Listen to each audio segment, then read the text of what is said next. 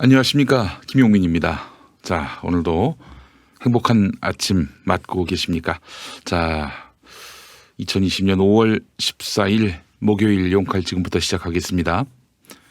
첫 번째 섹션은요, 혁신한다는 한결에 하나 묻자, 여혐 낙인 찍기도 청산할 것인가? 아무에게나 저 사람은 여성을 혐오하는 사람이다, 여성 혐오주의자다, 이렇게 낙인 찍는 것이 과연 정당한 것인가, 그런 의문을 갖는 분들이 점점 늘어나고 있는데요. 한겨레 내부에서도 이거 뭐 사실 페미니즘 관련해서는 거의 종교적 신앙 수준의 무조건적인 옹호 논리만 살아있는 것 같습니다. 물론 저나 또 많은 상식적인 시민들은 우리 사회가 지나치게 여성에게 불평등하다라는 점에 동의하지요. 또 그걸 바로잡기 위해서 행동하기도 합니다. 김용민이도요, 평화나무 이사장으로서 대한예수교 장로회 합동 측에서 여성 목사를 허용하지 않고 있어요. 이런 말이 됩니까? 여성 목사, 다른 교단, 뭐 감리교나 상식적인 장로교단에서는 심지어 순복음교회에서도 여성 목사가 있는데 예장 합동, 이번에 똥 먹이는 교회, 그리고 여성 청소년을 상대로 한 그루밍 성폭력을 행사했던 교회, 그리고 전병욱 씨 아시죠?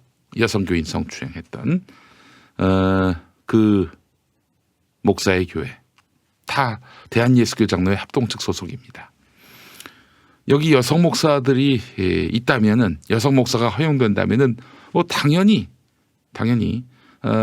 이런 교단 내의 그 성폭력 또 성차별 문제에 대해서 집단적인 목소리를 낼 수 있을 텐데, 뭐 그런 것들이 논의조차 되지 않고 있는 상황이에요. 그래서 여성 목사를 허용하라, 이 운동을 지금 평화나무가 전개하고 있습니다. 뭐 다른 교회 개혁 단체들도 그동안 목소리를 쭉 내왔는데요, 평화나무가 열심히 또 지금 노력하고 있습니다. 근데 제가 여혐하는 사람입니까? 여혐주의자입니까? 여혐하는 정도가 아니라 아예 여혐주의자야. 여성은 혐오해야 한다, 이렇게 주장하는 사람입니까, 제가? 근데 여혐으로 완전히 낙인이 찍혔어요, 제가. 자, 그렇기 때문에 이 젠더 감수성, 또 성인지 감수성 다 필요합니다. 중요해요.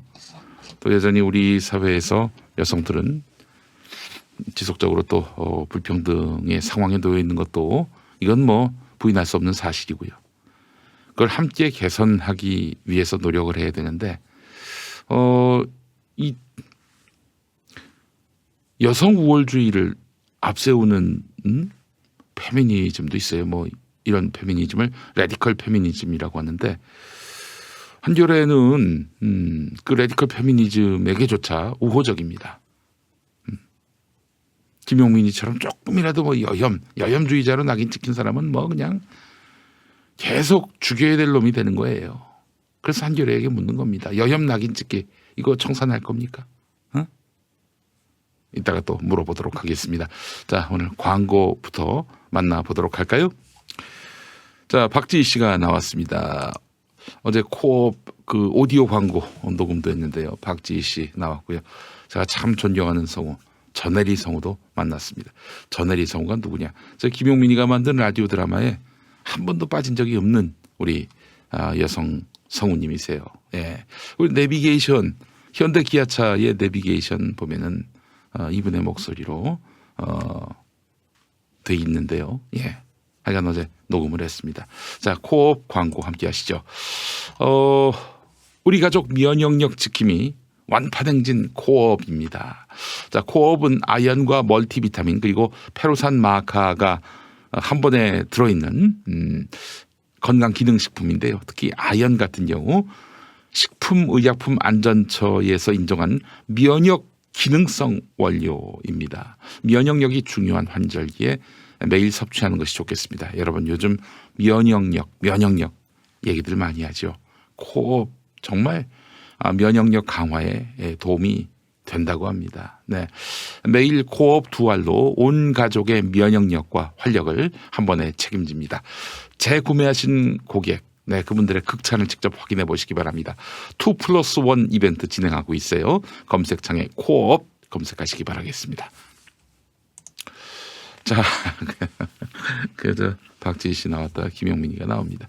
너무 민망하네요. 예, 자, 몸의 중심인 골반을 바로잡는 바디로직, 이제 김용민닷컴에서 만나보실 수 있습니다. 가장 쉽고 가장 간단한 골반 교정 바디로직이 도와드립니다. 대부분 처음에는 그 효과를 의심하는데 한번 경험한 후에는 완전 반응이 달라집니다. 그만큼 착용 후 허리 통증이 줄었다는 얘기인데요. 바디로직 홈페이지에 올라오는 구매 후기들을 확인해 보시기 바라겠습니다. 정말 놀라운 얘기들이 많이 있습니다. 효과가 없을 경우 100% 환불을 보장할 만큼 제품 자신감이 대단합니다. 검색창에서 바디로직을 검색해 주시거나 김용민닷컴에서 구매하시기 바라겠습니다. 자, 오늘 한겨레 1면과 5면에 실린 기사 보겠습니다. 여러분, 요즘 저 수구, 부패, 친일 언론들이 윤미향 죽이기에 나섰습니다. 과연 윤미향 전 정의기억연대 이사장은 더불어시민당 비례대표 당선자는 잘못한 게 맞을까? 한번 이 기사 보시죠.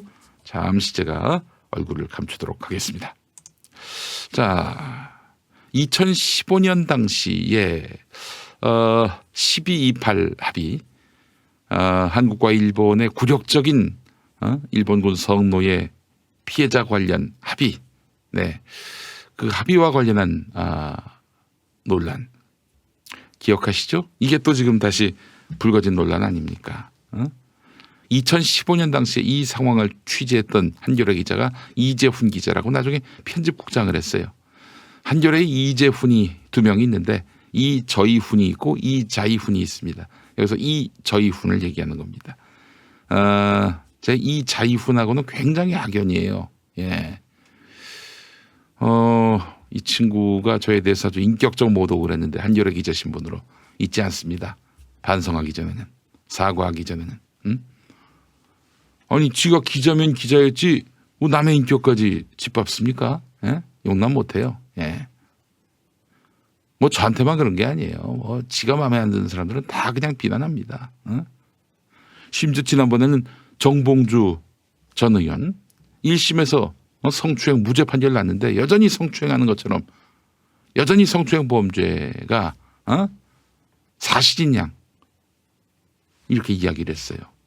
이 친구는 확증 편향에 빠져 있어요. 기자하면 참 큰일 날 친구입니다.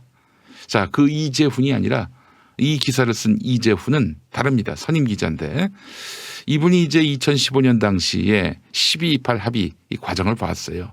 일단 지금 수구 부패 친일 언론들은요, 윤미향 당시 이 정대협 대표가 한일 국장급 협의 당사자인 이상덕 당시 박근혜 정부 외교부 동북아시아 국장에게서 사전에 주요 내용을 다 듣고 긍정적인 반응을 하고는 합의 발표 직후에 돌연 반대 태도로 돌아서서 협상 당사자들이 당혹스러워 했다는 것입니다. 자, 12.28 합의의 핵심이 뭡니까? 온 국민을 경악해 했던 그 합의 내용이 뭐예요? 이번 합의로 최종적이고 불가역적인 해결을 했다. 더 이상 일본군 성노예 피해자 문제와 관련해서 한일 양국이 거론하지 않는다. 더 이상. 그리고 이번 해결로 끝이다. 앞으로 더 거론하지 않는다. 이런 식의 그 합의를 했고, 또 국제사회에서 한국이 일본에 대해서 일본군 위안부 문제와 관련해 비난하거나 비판하지 않는다. 이런 내용이에요. 이게 말이 됩니까, 여러분? 아니, 지금 뭐 사과를 하건 배상을 하건 진상이 그 전모가 다 드러나야 그다음에 일본의 사과와 배상에 대해서 인정해 주는 건데, 아니 지금 피해 당사국인 한국한테 야, 이거 먹고 떨어져라. 더 이상 시비 걸지 말아라. 그리고 국제사회에서 일본 비난하지 마라. 이런 합의를 어떻게 받아요? 이런 합의가 있을 수 있습니까? 자, 이재훈 한겨레 기자 얘기는 윤미향 당시 정대협 대표가 이상덕 외교부 국장한테서 받은 내용은 이게 아니라는 거예요. 이게 아니라는 거예요. 아니 윤미향 대표가 이걸 어떻게 받아요? 최종적이고 불가역적인 해결을 한다. 국제사회에서 한국은 일본을 비난하지 않는다. 이거 어떻게 받아요? 근데 지금 수구 부패 친일 언론은 윤미향 대표가 이걸 받았다는 거 아닙니까? 긍정적인 태도를 취했다는 거 아니에요. 자, 이재훈 기자 리포트 계속 보시죠. 당시 박근혜 정부 국가안전보장회의의 1차장이던 조태용. 이 사람 지금 미래한국당 당선자가 됐어요? 오, 몰랐네. 워낙 뭐 다 알아야 될 필요는 없죠, 사실은. 미래 참칭당에 대해서. 이 사람 당선됐어요? 이 조태용이를 국회 보낸 사람이 누굴까? 어떤 세력일까? 황교안이가 밀어줘서 된 걸까?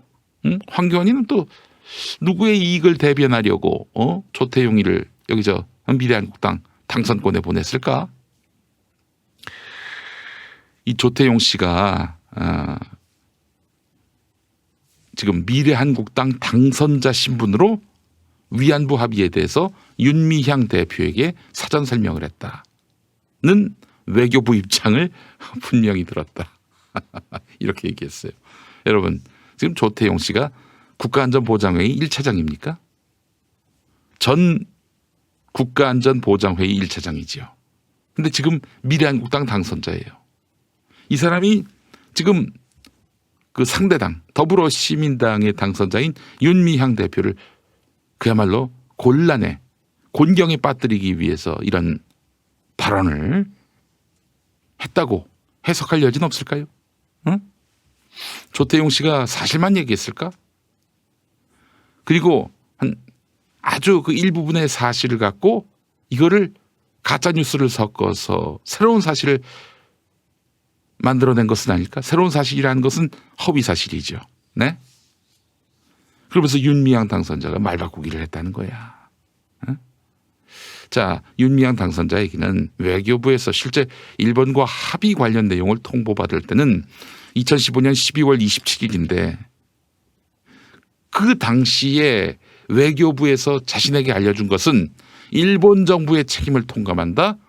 총리가 사죄한다. 국고에서 배상금이 나온다. 이 세 가지였다는 거예요. 12월 27일 그렇습니다. 윤미향 당선자가 통보받았다면 그런 내용이에요. 사실 이것뿐이라면은 이거 뭐 긍정적으로 볼 수도 있겠죠. 그죠? 그렇지 않습니까? 일본 정부가 책임을 통감하겠다. 총리가 사죄하겠다. 그리고 국고에서 거출하겠다. 이 정도면은 사실 그 누구라도 긍정적으로 표시할 수 있겠죠. 이걸로 뭐 모든 것이 다 됐다라고 말하는 게 아니라. 자, 그래서 당시 취재했던 기록들을 다시 보니까 12월 27일 저녁에 윤미향 당선자한테 그렇게 얘기를 했는데 저게 빠진 거지. 최종적이고 불가역적인 해결로 그냥 이걸로 더 이상 재론하지 않는다. 그렇기 때문에 한국은 국제사회에 일본을 비난하면 안 된다. 이 내용은 윤미향 당선자가 듣질 못했어요. 그리고 12월 28일 낮 12시에 언론사 정치부장 논설위원들을 상대로 외교부가 1228 합의를 사전 설명을 했는데 이 세 가지를 알려줬다는 거예요. 그러니까 윤미향 당선자가 들은 얘기나 12월 28일 낮에 들은 얘기나 같은 거야. 그러니까 윤미향 당선자가 거짓말을 안 했다는 거죠. 그렇지 않습니까, 여러분? 근데 12월 28일 날 그날 오후에 발표된 내용을 보면은 이 독소 말도 안 되는 개 같은 그런 합의가 있었던 거예요. 최종적 불가역적 해결 그리고 국제사회에서 비난 비판 자제 일본에 대해서. 이게 숨겨진 비수가 드러난 겁니다. 이거 뭐 어떻게 받아? 이거는 절대 받을 수가 없는 거지. 심지어 보수신문 출입기자도 이건 완전히 제2의 을사늑약이네 라면서 회견장을 빠져나갔다고 합니다. 그래요. 윤미향은 말 바꾼 게 없어요. 정황을 다 세세히 꼼꼼하게 들여다보면 말 바꾼 적이 없어요. 이 문제와 관련해서. 이거는 박근혜 정부 1228 합의 주역들의 굴욕적인 대일 약속과 그리고 발췌해서 통보한 거. 핵심은 감추고 독소는 감추고 일부분 상대방이 듣기 좋은 것만 알려준 거예요. 자, 조태용, 윤미향 누가 역사 앞에서 거짓말하는 겁니까? 여러분 제대로 분별합시다. 이 지금 저 수구 부패 언론들이 지금 한 목소리로 지금 막 윤미향 당선자를 몰아세우고 있는데 우리가 시시비비는 분명히 가리자고요. 네. 그리고 여러분 왜 이런 공격을 하겠습니까? 왜 윤미향을 엿먹이겠어요? 더 이상 위안부 피해 문제 거론하지 마라. 이런 거 아닙니까? 이게 누구의 이익과 정확하게 일치합니까? 일본의 이익 아닙니까? 이제 대한민국의 친일파들이 청산이 안 됐어요. 친일파들이 청산 안 됐습니다. 이 친일, 반일, 항일을 정치 논리에서 이용하면 안 되겠습니다만은 그러나 여전히 이 사회에 일본의 이익을 대변하는 자들이 있다는 점을 우리가 분명히 알아야 하고요. 그 경각심을 늦추지 말아야 하겠습니다. 자, 오늘 한겨레가 말이죠. 부분적 사실을 넘어 전체 진실을 추구하겠습니다라는 대독자 약속을 발표했습니다.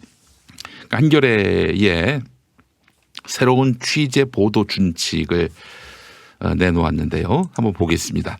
정확성은 신속성보다 우선한다.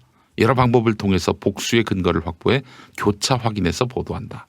그러니까 소스가 한 군데면은 위험해요. 아무래도 여러 사람의 이야기를 들어야 됩니다. 여러 사람의 이야기를 들어서 그들이 똑같은 일치된 입장을 내놓는다면은 사실 가능성에 무게를 두고 추가 취재를 해야 되는 것이죠. 단지 빨리 내야 된다 이런 이유로 속보 또는 특종 경쟁을 이유로 해서 확인되지 않는 정보를 보도하는 관행이 얼마나 많았습니까? 네, 이제 그러지 않겠다는 거예요. 한겨레가. 뉴스에서는 그러니까 칼럼의 영역이 있고 뉴스의 영역이 있잖아요. 뉴스의 영역에서는 기자의 의견과 추정을 유보하고 취재한 사실만 전달한다. 사실을 담은 기사 제목을 편집할 때도 감정, 의견, 추정 등 주관적 표현을 피한다. 김용민이를 여혐으로 몰면서 정영진하고 엮어가지고 매도했던 중앙일보 생각이 나네요. 내가 아호가 여혐이 됐어요. 중앙일보에 의해서. 자, 그렇게 하지 않겠다는 거예요. 제목에서도. 그리고 또 사실 사실보도의 영역에서도 뉴스의 영역에서도 얼마든지 기자의 어떤 주관이 개입될 수가 있어요. 예컨대 아무개 전문가에 따르면 뭐 이렇게 하면서 지 입맛에 맞는 지 생각과 같은 그런 전문가의 의견을 내는 경우 또 전문가가 자기가 불편할 기자가 불편할 그런 코멘트를 했을 때는 그건 과감하게 누락하거나 혹은 아예 그냥 아다르고 어다르게 새로운 의미를 만들어서 추정해서 곡해를 하는 왜곡하는 그런 경우도 종종 있죠. 전문가 의견 이러면서 이러지 않겠다는 거예요. 자, 기자 개인이나 특정 집단의 신념 또는 이익을 위해서 진실을 왜곡하거나 사실을 일부러 누락하지 않는다. 자, 아주 중요한 내용입니다. 그래서 묻는 거예요. 여혐 낙인 찍기, 이거 앞으로 안 할 겁니까? 우리 사장님, 편집인님, 그리고 논설위원 실장님인가요? 사설 칼럼 담당하시는 분, 그리고 편집국장님, 정말 그렇게 하실 생각이세요? 한번 이래보죠. 어떤 주니어 기자가 왔어요. 여혐 낙인 찍기 기사를 갖고 왔어요. 이거 실어달라고 합니다. 아무리 봐도 기사로서 완전성이 떨어져요. 이 팩트 취재도 부진하고 그냥 의견만 앞선 것 같아요. 다시 해와. 그랬을 때 그 상대 기자가 주니어 기자가 이거 안 실어주겠다는 겁니까? 이거 고치라고 하신 거예요? 우리 국장님 알고 봤더니 여혐주의자시네. 이렇게 여성을 혐오하셨어야 되겠습니까? 이러면서 막 그 후배 기자들 모아가지고 편집국장실에다 막 항의, 항의 성명, 항의 대자보 갖다 붙이고 노조의 공정보도 관련 기구를 동원해가지고 망신 주고. 어때요? 그래도 이렇게 여혐 낙인 찍기 절대 하지 않을 겁니까? 저는 뭐 다른 거 다 좋아요. 이런저런 약속 다 좋아요. 정신도 좋고 방향도 좋고 내용도 좋은데 여혐 낙인 찍기, 여혐 낙인 찍기. 이 문제에 있어서 한겨레가 객관적인 입장을 취할 수 있을지, 주관성 버리고 신념 버리고 있는 그대로 사실만 전하고, 상대방에 대해서 저 새끼는 여혐이니까 그 새끼는 나쁜 새끼니까 더 이상 뭐 좋게 써줄 여지가 없어. 마음에 안 드는 새끼니까 아예 저 새끼 얘기는 뭐 거론도 하지 마. 혹은 뭐 조금만 정말 일말의 어떤 티끌이라도 발견되면은 침소 봉도해서 저 새끼 죽이자. 이러지 않을 수 있냐 이거예요. 우리 한겨레 사장님, 논설위원 실장님, 그리고 편집인님, 편집국장님, 그러실 수 있어요? 자, 또 보겠습니다. 사안이 중대할수록 반론 보장의 수준도 높아야 한다. 중대한 고발 보도일수록 충분한 반론을 보도 이전에 청취해서 기사에 반영한다. 반론 청취 과정에서 기사의 진실성에 대한 중대한 흠결이 드러날 경우 보완 취재를 통해서 사실을 다시 검증한 뒤 그 내용을 포함해서 보도한다. 좋아요. 반론권 보장 매우 중요합니다. 반론권 보장 매우 중요해요.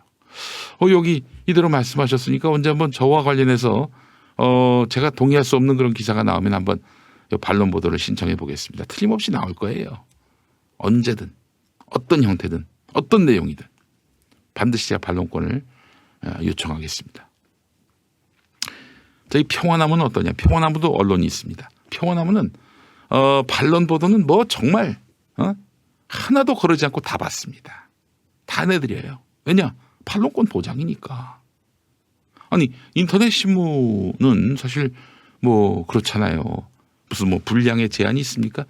읽다가 포기하실 수는 있어도 분량의 제한이 없어요. 그 어느 반론이든 또 분량이 얼마이든 어떤 내용이든 반론 다 받습니다. 반론은 다 받아요. 저 똥 먹이는 교회 빛과 진리 교회 김명진 씨 반론 신청하세요. 반론문 보내주시면 바로 실어드립니다. 네, 바로 실어드려요. 네. 왜냐? 반론권 보장은 비판받은 기사로서 비판받은 그 대상의 입장을 밝힘으로써 전함으로써 사실에 대한 독자의 이해의 폭을 넓히는 중요한 그런 고리가 될 수 있기 때문이죠. 예, 그래요. 우리가 중요한 거는 뭐 평화나무의 번영이 아니라 사실 아닙니까? 진실 아닙니까? 평화나무는 이미 어떤 반론권이라도 정말 환영합니다. 어떤 목사님이 말이죠, 저희에게 반론권을 보장하라고 소송을 내셨어요. 변호사 비용 400만 원 이상 드렸습니다. 아니 그러실 이유가 뭐 있어요? 전화 한 통만 하시면 되는데. 나 참 그 목사님 너무 안타까웠어요. 아니 저희한테 전화 한 통만 하시면 바로 반론 실어드릴 텐데 아니 왜 변호사를 동원해서 400만 원 이상 써서 민사소송을 내가지고 뭐 그 민사소송 내는 것도 권리긴 한데 아니 그거 안 드리고 그냥 전화 한 통만 하시면 바로 반론 보도 실어드리는데 나 참. 물론 정정 보도 혹은 뭐 사과 이거는 다른 문제죠. 이 문제는 저희가 다툴 여지가 있습니다. 그러나 반론 청취는 얼마든지 합니다. 저희가. 예. 저희가 뭐 완벽합니까? 저희가 무슨 신의 경지에 이르렀습니까? 우리도 틀린 얘기할 수 있지. 그리고 모든 반론을 제대로 청취 못한 상황일 수도 있죠. 그렇기 때문에 반론 보장은 언론이 당연히 해야 될 일입니다. 한겨레도 거기에 동조한다니 너무나 기분이 좋네요. 자, 보도 또는 논평의 잘못이 확인되면 최대한 바로잡는다. 당연합니다. 사회적으로 중대한 사안 또는 갈등적 사안을 다룰 때는 일반적인 경우보다는 더 높은 수준으로 실명 보도와 출처 표기의 원칙을 지닌다. 예, 이거 조선일보가 봐야 되는데. 이 친구들 이런 기사 다룰 때는요, 민주당의 한 관계자는 이렇게 조선일보에 대해서 비판적이고 나아가 적대적인 사람들의 경우, 그런데 조선일보의 논조하고 닮았어요. 이 사람을 보호한다는 측면에서 민주당의 한 관계자는 한 시민단체에 따르면, 뭐 이런 식으로 이제 보도하는데, 대개는 조선일보 당신들 아니야? 이런 생각을 갖게 만들죠. 네. 그래요. 민주당의 관계자. 민주당 출입 기자도 민주당 관계자라고 우기면 어떡할 거예요. 뭐 누가 뭐라고 합니까 그걸. 예? 자, 실명 보도로 가야 됩니다. 그래요. 사회적으로 중대한 사안 또는 갈등적 사안을 다룰 때는 실명 보도와 출처 표기의 원칙을 반드시 지켜야 합니다. 자, 그리고 사건 사고의 희생자, 범죄 피해자나 그 가족을 취재할 때는 마음의 상처가 덧나거나 피해가 커지지 않도록 최대한 조심스럽게 접근한다. 네, 맞습니다. 수사기관이 기소하기 전까지는 독립적 취재, 교차 검증을 통해서 사실을 최대한 확인하는 노력을 한 뒤 신중하게 보도한다. 네, 조국 전 법무부 장관 그 일가 털기를 했을 때, 검찰이 탈탈 털기를 했을 때, 그때 모든 언론은 검찰이 준 정보, 그걸 앞세워서 조국 일가 죽이기에 나섰던 이력이 있습니다. 얼마 안 된 과거의 일이에요. 예.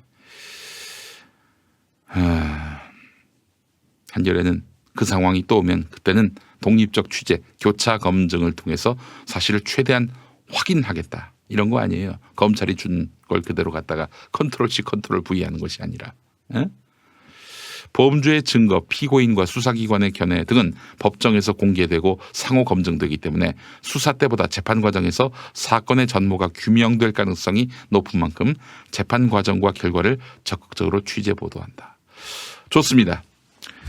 제가 아주경제 장용진 사회부장한테 부탁을 하겠습니다. 한겨레 기자가 조국 정경심 재판 때 오후에도 남아있는지, 오후에도 남아서 취재하는지 오늘부터 좀 알아봐 달라고 부탁을 하겠습니다. 취재기자께서, 김태현 기자를 비롯한 이 기자들께서 눈을 부릅뜨고 보겠죠. 이렇게 독자들하고 약속을 했는데 오전 검찰이 이끄는 재판 그것만 보고 그냥 회사로 돌아가는 이런 상황이 발생한다면 진짜 이거는 독자를 기만한 거죠. 한겨레만은 그렇지 않기를 바랍니다. 경향신문은 회사로 돌아가든지 뭐 하든지 하여간 그 법정에는 최소한 한겨레는 남아있어야 됩니다. 끝까지 남아있는 아주경제 사회부 기자들, 네, 그분들께 여쭤보겠습니다. 한겨레도 남아있는지 반드시 물어보겠습니다. 네, 뭐 이런 내용입니다. 좋아요. 방향은 아주 좋습니다. 정말 박수를 보내지 않을 수가 없어요. 자, 그러나 다시 한번 묻습니다. 여혐 낙인 찍기. 한겨레가 말이죠. 이런 성차별 문제에 대해서 아주 남다른 문제 인식을 갖는 거 좋습니다. 제가 추구하는 것은 남성 우월주의가 아니에요. 당연히 여성 우월주의도 아닙니다. 다 같이 아무런 차별 없이 평등한 세상을 열어보자. 동일한 기회가 부여되고, 그리고 동일한 기회가 부여됐지만 내용적으로 보면 여전히 한쪽으로 기울어진 세상이라면 바로 잡자. 여러 어떤 남성으로서 생물학적으로 남성일 뿐인데 여하간 남다른 어떤 기득권이 있고 또 남다른 어떤 혜택을 입는 게 있다. 그럼 다 내놓고 정말 성평등 세상을 위해 함께 노력하자. 이런 취지는 좋죠. 근데 말이죠. 이게 보니까 아무에게나 마초 그리고 남성 우월주의, 나아가서 여혐주의 이런 식으로 매도하는 일이 한겨레에서도 비일비재합니다. 페미니즘 안에 있는 레디컬 페미니즘에 대한 검증, 교차 검증이 매우 부족하다. 이렇게 판단을 합니다. 저 그런 의미에서 한겨레가 박가분 씨 같은 분, 박가분 씨 같은 분의 글을 좀 받을 필요가 있다. 이선옥 작가 같은 분의 그런 글을 받을 필요가 있다 이런 생각이 들어요. 권김현영 이런 사람한테만 글 받지 말고 그렇잖아요. 그분들이 무슨 남성 우월주의를 얘기합니까? 우리 사회 이런 젠더 담론에 대해서 굉장히 문제가 있다라고 이야기하는 분들이에요. 이분들 얘기까지 다 담을 수 있어야 됩니다. 권김현영 이런 사람들만 막 칼럼이 나와요. 아니 뭐 그 사람도 나름대로 일리 있는 칼럼을 쓰게 하겠죠. 그러나 또 다른 일리가 있습니다. 자, 한겨레가 이 젠더 문제와 관련해서 어느 일방의 입장만 추구한다면은 뭐 이거는 뭐 이 약속은 진실성이 없는 약속이다라고 볼 수밖에 없어요. 예. 부분적 사실에만 치우쳐 있다. 이렇게 평가할 수밖에 없어요. 전체 진실을 추구하기 위해서 젠더 담론 관련해서 레디컬 페미니즘의 입장만 대변하지 말고 그 반대편에서 이런 레디컬 페미니즘을 비판하는 그 입장도 대변할 수 있어야 됩니다. 정영진이 칼럼 받아라. 이거 기대하지 않습니다. 최소한 박가분 씨나 이선옥 작가의 글은 받을 수 있어야 됩니다. 그래서 뭐 상호 토론도 좋고요. 지면 논쟁도 좋고요. 예전에 뭐 김규왕이하고 저기 진중권이하고 그렇게 치열하게 싸우대요. 한겨레 지면 안에서. 뭐 제가 보기엔 뭐 둘 다 크게 뭐 더 나은 사람은 없어 보입니다만은. 그래서 우리 사회가 성평등으로 나가는 데 있어서 이런 생산적인 토론들이 지면 안에서 이루어지기를 바랍니다. 저는 뭐 다시 말씀드리지만은 여혐 낙인 찍기는 이거는 테러입니다. 이거는 진보가 헛스윙을 하는 거예요. 그리고 제가 또 어디서 이걸 봤는데 진선미 여성가족부 장관 이분은 뭐 제가 대화도 나눠봤고 그랬지만은 이 양반은 레디컬 페미니즘은 아니에요. 예. 그렇다고 뭐 페미니즘이 아니다라고 말할 수는 없지만은 근데 이분이 또 레디컬 페미니스트들한테는 또 어떻게 불리냐면요. 동지, 친구 이럴 것 같죠? 아닙니다. 진선미 장관을 향해서 야 오빠한테 사랑받아서 그렇게 장관 되니까 좋지. 이런 또 비난과 질시를 받는다는 거예요. 오빠가 누굽니까? 문재인 오빠예요. 그러니까 지들이 바라는 것을 제대로 이행하지 못하고 있다. 이러면서 진선미 장관을 비난하고 있는 겁니다. 나 참 대책 없는 사람들이죠. 예. 목소리 큰 사람이 항상 이긴다고 레디컬 페미니즘 대변하다가 한겨레 망합니다. 예. 정말 약속대로 부분적 사실을 넘어서 전체 진실을 추구하시기 바라겠습니다. 정말 이번에 정영진 사건은 이거는 정말 미쳤구나 그런 생각을 하게 만들었어요. 예. 자, 뭐 한겨레는 참 아주 고차원적인 언론의 책임을 이야기하는데 국민일보라는 신문은 정말 이건 무슨 선사시대 선사시대의 사고 방식을 갖고 있으니 여러분 웃으시라고 국민일보 광고 2편 소개하면서 일부 마무리하려고 합니다. 이게 무슨 얘기냐. 국민일보가 아시는 대로 용인 66번 확진자가 이제 이태원 클럽에 갔는데 거기가 게이바다. 이렇게 말하는 바람에 지금 거기 가신 분들이 방역에 협조하지 않는다. 뭐 이런 보도가 또 나왔죠. 그게 사실입니다. 그래서 지금 애먹고 있어요. 만약 국민일보가 이태원 클럽만 얘기했다면 아마 그분들 방역 협조했겠죠. 그런데 게이바라고 하는 순간 그 클럽은 게이바가 돼버렸어요.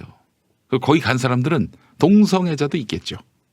동성애자들이 많이 가는 데라고 하더라고요. 근데 동성애 아닌 분도 많이 갑니다, 거기. 예? 거기가 게이들만 들어갈 수 있는 게이바가 아니에요. 게이도 들어가고 동성애자 아닌 분도 들어갑니다. 근데 말이죠. 그 게이바라고 얘기를 하는 바람에 무슨 일이 벌어졌습니까? 동성애자는 말할 것도 없고 동성애자 아닌 사람들도 야 이거 내가 거기 갔다는 거 누가 알면은 나는 동성애자로 몰리는데. 그렇습니다. 우리 사회에서 동성애자는 어떤 존재입니까? 이방인 정도가 아니라 이건 뭐 진짜 천형에 시달리는 낙인이 박히는 혐오의 대상입니다. 차별의 대상이에요. 그래서 동성애자분들이 가장 두려워하는 것이 바로 아우팅이라는 겁니다. 아우팅이 뭡니까? 내가 동성애자인데 동성애자임을 스스로 밝히는 거. 이거는 커밍아웃이라고 하잖아요. 근데 누군가에 의해서 강제로 아무개가 동성애자다 이렇게 드러나게 되는 것. 이걸 아우팅이라고 합니다. 아우팅 되는 걸 그렇게 싫어해요. 아우팅 때문에 스스로 목숨을 끊는 분도 있는 걸로 알고 있어요. 그러면 안 되죠. 근데 국민일보는 거기가 개입바다라고 얘기하면서 완전히 그분들을 코너로 몰아버렸습니다. 국가인권위원회 그리고 한국기자협회의 준칙 또 권고안 다 무시하고 말이죠. 그래서 지금 국민일보가 질타를 받고 있습니다. 그 기사 쓴 사람이 바로 유영대고요. 또 그 기사와 관련된 논란이 빚어지니까 유영대 입장에 있어서 또 적극적으로 엄호하는 백상현이라고 있어요. 여러분 국민일보 유영대 백상현 이 두 친구 이름을 좀 기억하실 필요가 있어요. 에? 아주 국민일보를 쓰레기 신문으로 만드는데 아주 큰 역할을 하고 있어요. 이 두 사람이 제가 봤을 때. 근데 이제 그 국민일보 노동조합에서조차도 이 보도에 대해서 비판을 했습니다. 국민일보 내부에서도 문제가 있다라고 얘기를 했어요. 이 두 사람이 굉장히 코너에 몰렸죠. 이런 와중에 이 광고가 실렸어요. 9길 사랑교회 뭐 하는 교회인지 모르겠습니다만 목사 이름이 김봉준입니다. 김봉준. 보겠습니다. 국민일보만 옳았습니다. 언론의 첫째 사명은 사실보도에 있습니다. 이태원 쇼크에 대해서 게이클럽이라고 보도한 언론은 국민일보뿐입니다. 게이클럽을 게이클럽이라고 사실 보도한 것이 비난받을 일인가요? 어이 김봉준 목사 게이클럽 아니라니까? 게이만 가는 게 아니야. 동성애자 아닌 사람도 갑니다. 근데 왜 게이클럽입니까? 게이들이 많이 간다고 해서 다 게이클럽은 아닙니다. 근데 또 게이클럽이라고 했더니 이걸 사실보도라고 얘기해요. 게이들이 많이 갔으니 이게 사실보도가 아니다라는 얘기는 아니에요. 제 얘기는. 문제는 그런 낙인 효과로 인해서 방역이 지금 그야말로 발목 잡혔다는 겁니다. 질병관리본부도 개탄해하잖아요. 개탄해하지 않습니까? 보십시오. 힘내라 우리나라 살리자 대한민국 하나님이 보호하사 우리나라 만세. 아이고 놀고 있습니다. 어이 김봉준 목사 이거 돈 내고 광고한 겁니까? 돈 내고 광고한 거예요? 여러분 국민일보 광고 비용이 얼마인 줄 아십니까? 제가 지금 저 국민일보 홈페이지 들어가서 확인해 봤어요. 이 정도 광고면요. 가격이 이게 기타면에 해당하는 건데 기타면의 광고 칼라가 2,775만 원이에요. 2,775만 원이에요. 우리 김봉준 목사님 2,775만 원 내고 이 광고 실었어요? 묻고 싶습니다. 자 그리고 전면 광고로 또 실린 게 있어요. 한국교회 언론회 광고인데 뭐 이것도 뭐 같은 내용입니다. 팬데믹 상황에서 동성애 보호가 더 중요한가? 드라이한 팩트의 기사는 보호받아야 한다. 아 그래요. 그 동성애 게이클럽 낙인 찍기가 드라이한 팩트라는 겁니다. 드라이한 팩트가 무슨 말인지 알기나 하고 이런 소리를 했는지 모르겠습니다. 여기 저 이사장 어디서 많이 뵌 분 아닙니까? 예, 어디서 많이 뵌 분이에요. 예, 저 최성애 바로 동양대 전 총장입니다. 와, 이분 진중권이 무척 존경하는 분 아닙니까? 예, 그렇죠? 예. 자, 이건 또 이게 전면 광고로 실렸어요. 전면 광고로. 네, 전면 광고로 실렸어요. 전면 광고가 또 가격이 얼마냐? 전면 광고 가격은요. 또 전면 칼라니까요. 1억 545만 원입니다. 1억을 들여서 한국교회 언론회가 국민일보를 응원하기 위한 광고를 냈는가. 예. 의문인데요.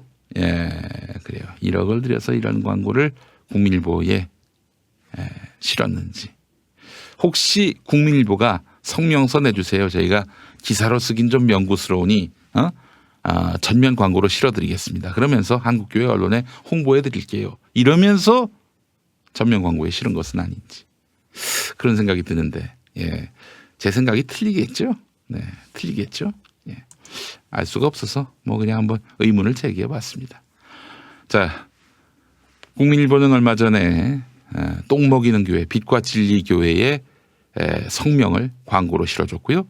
또한 똥 먹이는 교회, 빛과 진리 교회와 또 김명진 목사를 두둔하는 김명진 목사의 총신대 동창들의 광고도 실어줬고요. 그리고 빤스 목사 전광훈의 세계 기독청, 사기성이 농후한 세계 기독청 후원금 모금 광고까지 실어줬습니다. 돈 주면 다 실어주나 봐요. 그래서 평화나무도 돈을 주고 의견 광고를 내려고 합니다. 국민일보 정신 차리라고. 뭐 하는 짓이냐고. 그 내용의 의견 광고. 돈 주면 다 실어주니까, 응? 저희도 한번 돈을 갖고 가서 국민일보 보고 실어달라고 할 예정입니다. 예, 안 실어주면은 니들이 지금까지 했던 똥 먹이는 교회 두둔 광고라든지 빤스 목사의 사기성 농후한 기독청 모금 광고라든지 이따위 국민일보의 혐오 기사를 두둔하는 광고라든지 이게 다 뭔가 흑막이 있는 광고로 여기지 않을 수가 없어요. 두고 봅시다. 자, 첫 번째 섹션이었습니다.